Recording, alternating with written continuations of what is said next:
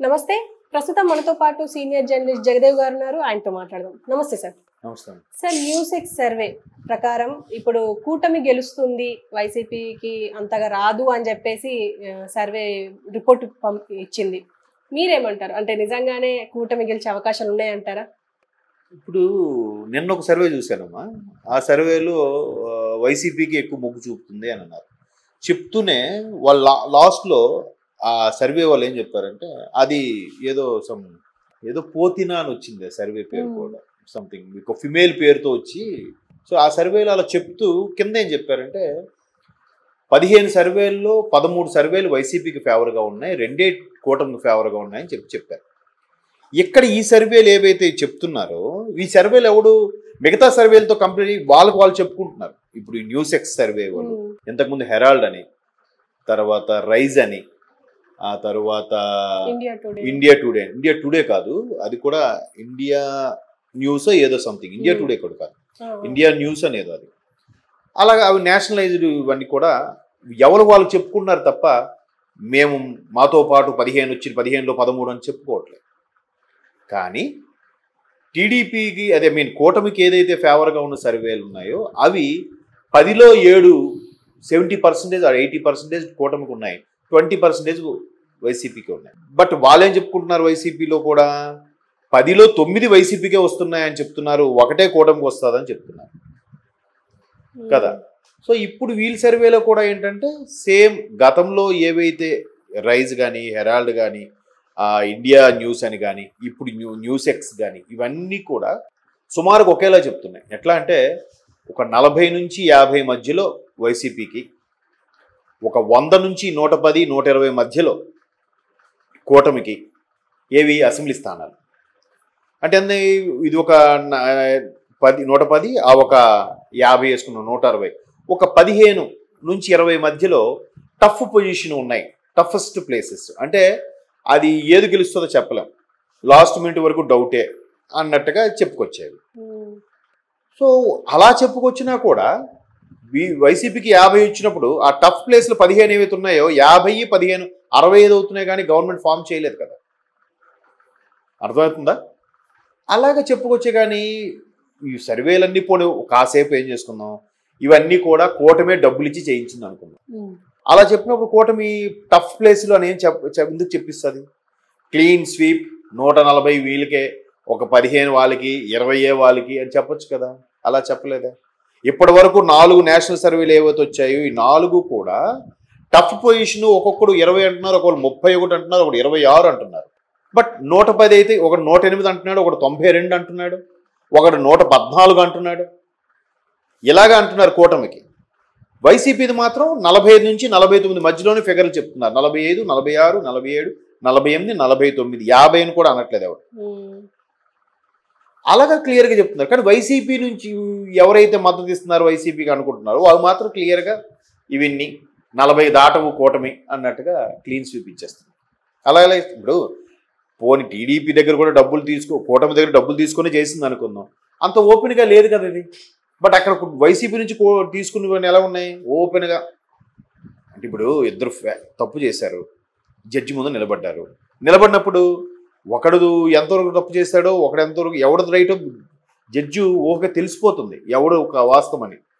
But ఆడు తప్పు కాకుండా ఇటుపక్క తప్పు చేసిన వాడినే సరే సాక్ష్యాలు బట్టి నువ్వే తప్పు చేసావు అన్నట్టుగా ఉందని అంటే పర్వాలేదు. మొదటి నుంచి లేదు వాడేం తప్పు చేయడబ్బా నువ్వే చేసావు అని ఎలా డిసైడ్ చేస్తాడు జడ్జి? చేయకూడదు కదా. అలా ఉన్నాయి ఇక్కడ సర్వేలు. సో ఇప్పుడు ఈ న్యూసెక్స్ కూడా ఆల్మోస్ట్ వాళ్ళు ఇంతకుముందు చెప్పిన 4 పేర్లు ఏవైతే ఉన్నాయో అవే ఇచ్చాయి. అంటే వీరన్నిటికి కూడా ఎందుకు ఈ సర్వేలు ఇన్నిసార్లు చెప్పుకోవాల్సి వస్తుందని అంటే, ఇప్పుడు వచ్చే సర్వేలు ఏవైతే ఉన్నాయో April 1 నుంచి తర్వాత వచ్చేవి అవి ఆల్మోస్ట్ వాళ్ళు రేపు రిజల్ట్స్కి దగ్గరగా ఉంటాయని నా అభిప్రాయం. ఎందుకంటే అభ్యర్థులు ప్రకటించాక వచ్చిన సర్వేలు, అభ్యర్థులు ప్రకటించాక ఆల్మోస్ట్ వాళ్ళు వారు వన్ సైడ్ అయిపోతుందమ్మా. ఇప్పుడు ఫర్ ఎగ్జాంపుల్ ఎక్స్ అనే నియోజకవర్గంలో, ఆ లోక్సభ నియోజకవర్గంలో 7 అసెంబ్లీ నియోజకవర్గాలు ఉంటాయి. ఆ అసెంబ్లీ నియోజకవర్గం వెళ్ళినప్పుడు ఇప్పుడు మనం పిఠాపురం లాంటివి చూసుకోండి, అక్కడ వర్మ గారికి ఇస్తారేమో అనుకున్నారు, అనూహ్యంగా పవన్ కళ్యాణ్ గారు పోటీ చేస్తున్నారు. బట్ వర్మ గారు కూడా సపోర్ట్ చేస్తున్నారు, సరిపోయింది. అలా కాకుండా ఇలాగ ఇద్దరు వ్యక్తులు కాకుండా 3వ వ్యక్తికి ఎవరికి ఇచ్చారనుకోండి, అక్కడ అసెంబ్లీలో పోయి లోక్సభకి వేస్తాడా? క్రాస్ ఓటింగ్ జరుగుతుందా? చాలా టఫెస్ట్.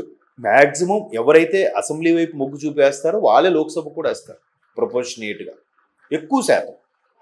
లేదు ఇక్కడ అసెంబ్లీకి వీళ్ళకేసి లోక్సభ వేరే వాళ్ళకి వేసారు అంటే ఖచ్చితంగా ప్రజలు ఏదో కోరుకుంటున్నట్టే అర్థం. అది ఎప్పుడు?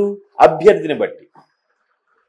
మొన్న ఒక నియోజకవర్గం ఇలాగే మ్యారేజ్కి వెళ్తే అంతకు ముందు రోజే ఆ నియోజకవర్గం ఎమ్మెల్యే ఒక కమ్యూనిటీ హాల్లో మీటింగ్ పెట్టి ఆ కాలనీకి పర్టికులర్గా ఒక కాలనీ, ఉడా కాలనీ అనే కాలనీ ఉంది, మొత్తం రోడ్లు డ్రైనేజ్ అన్ని సిస్టమ్ కరెక్ట్గా చేయించి లైట్లు పెట్టి అన్నీ చేసి ఆయన క్లియర్గా చెప్పాడంట, అయ్యా మీ అందరికీ చేతులు జోడిస్తున్నాను, నన్ను గెలిపించండి, పార్టీని చూడొద్దు, పార్టీ గవర్నమెంట్ ఏదో వస్తుందో నాకు అనవసరం, నన్నుగా గెలిపించండి అంటున్నాడు. సో అక్కడ వాళ్ళు కూడా ఆ అభ్యర్థి యొక్క అభ్యర్థనకి కొంచెం ఫిదా అయ్యారు. సో అలాంటప్పుడు పార్టీతో సంబంధం లేదు, గవర్నమెంట్ ఏ పార్టీ వస్తుందో లేకుండా మనకుంటే ఏ పనైనా అవుతుందిరా అనుకున్న వాళ్ళు గుడ్డుగా వేస్తారు. సో ఎందుకు ఇదంతా చెప్తున్నానంటే అభ్యర్థి ప్రాధాన్యత మీద కొన్ని ఉంటాయి, ఎక్కువ కాదు కానీ ఒక జస్ట్ 5% ఓవరాల్గా అభ్యర్థి ప్రాధాన్యత గెలిచిన ఉంటాయి కాబట్టి కొన్ని 5 కాబట్టి 10% అయినా మిగతాది పార్టీ పరంగా, పార్టీ గుర్తు పరంగా, అధినాయకుడి పరంగా ఉంటాయి. అలాంటి సందర్భంలో ఎలా అవుతుందంటే సర్వే ఎప్పుడైతే అభ్యర్థి ప్రకటించాక చేశారో అది రేపు రాబోయే రిజల్ట్కి దగ్గరగా ఉంటుంది నా అభిప్రాయం. వీళ్ళు కూడా అదే చెప్తున్నారు క్లియర్గా, 18 స్థానాలు కూటమికి వస్తాయి, రిమైనింగ్ 7 స్థానాలు వైసీపీకి వస్తాయి అంటున్నారు. ఆ 18లో కూడా ఎలాగని రావచ్చు, 16 అలాగొచ్చి, లేదంటే వీళ్ళకి మిగతా బీజేపీకి 1, జనసేనకు 2, వీళ్ళకో 15. కొన్ని ఛానల్స్ కొన్ని సర్వే ఏం చెప్తున్నాయంటే 14 స్ట్రైట్ అవే టీడీపీకి వస్తాయి, 2 జనసేనకి, 2 బీజేపీకి వస్తాయని చెప్తున్నారు. ఎవరు చెప్పినా కూడా 5 నుంచి 7 వరకు వైసీపీకి, 15 నుంచి 18 మధ్యలో కూటమికి వస్తాయని చెప్తున్నారు. క్లియర్ అది. అంటే సుమారుగా మ్యాక్సిమం ఓటింగ్ పర్సంటేజ్ కూడా అట్లాగే మొగ్గు చూపే అవకాశం ఉంది. ఎందుకంటే ఫస్ట్ థింగ్ పథకాలు కూడా అంటే ఎలా ఉందంటే ఇచ్చేది చారానా తీసుకునేది బారానా అన్నట్టుంది. ఎట్లా ఇప్పుడు మొన్న ఒక ఆటో డ్రైవర్తో మాట్లాడినప్పుడు కూడా ఎక్కడన్నా ఏదో పొద్దునంతా కష్టపడతాం, సాయంత్రం వెళ్ళి తాగేసరికి మాకు లివర్లు పాడైపోతున్నాయి, ఇక్కడ వచ్చేది వాడికి ఆటో డ్రైవర్గా నాకు వస్తుంది కానీ ఈ అనారోగ్యాలకి వాడికే మళ్ళీ సమర్పించుకోవాల్సి వస్తుంది, ఇట్లా అనుకునే వాళ్ళు చాలామంది ఉన్నారు. అతి కొద్ది మంది పర్సంటేజ్ మాత్రం ఇంటికి తీసుకెళ్లే ఏదైతే ఉందన్నారో అది బాగానే చెప్పారు, బాగానే చేశారు. బట్ ఇంతకుముందు ప్రభుత్వాలు ఏం చేయలేదా? మరి అవి కూడా కొన్ని చేశాగా. ఇంటికి వెళ్ళి ఎవరైతే రాలేకపోతున్నారో వాళ్ళ రిప్రజెంటేటివ్గా ఎవరినో పెట్టి ఇవ్వడం ఏదో చేశారుగా. చుట్టుపక్కల రాష్ట్రాల్లో కూడా పెన్షన్ పథకాలు ఉన్నాయి, వాళ్ళు కూడా బాగానే చేస్తున్నారుగా. ఇప్పుడు పక్కన ఒరిస్సా ఉంది, నవీన్ పట్నాయక్ గారు అద్భుతం అంటున్నారు. ఆయన పొద్దున్న ఉదయం 9 కల్లా ఆఫీస్లో ఉంటాడట, సాయంత్రం 6 వరకు ఉంటాడంట. ఎవరైనా డైరెక్ట్గా వెళ్ళి కలవచ్చు, ఎవరైనా సార్ ఫలానా ప్రాజెక్టు అక్కడికక్కడే సింగిల్ విండో కౌంటర్ శాంక్షన్ చేసిన, ఓకే చేసిన, అన్నీ చేస్తున్నాడు. మరి అక్కడ హ్యాపీగా లేరా? అక్కడ పథకాలు రన్ అవ్వట్లేదు.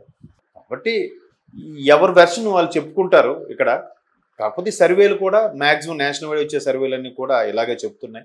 పోనీ ఎంత వరస్ట్గా కాకపోయినా ఆ టఫెస్ట్ ప్లేస్లు 30 ఉన్నాయి అనుకుందాం, వీళ్ళకి ఒక 45, 30, 75 వస్తున్నాయి ఏది వైసీపీకి. మరి వాళ్ళకి 100 వస్తున్నాయి కదా, గవర్నమెంట్ ఎవరు ఫామ్ చేస్తారు? వరస్ట్ కేసులో చెప్తున్నాను. ఎంత ఒక పోనీ వాళ్ళకి ఫేవర్గా కాకుండా ఇటువైపు వేసేసుకున్నా అలాగే ఉంటుంది కదా. చూద్దాం, మరి కొద్ది రోజులు ఉంది కాబట్టి మహా అయితే ఈ రిజల్ట్స్కి 50 days ఉందేమో, 45 days అంతే కదా. June 4th. Okay sir, thank you.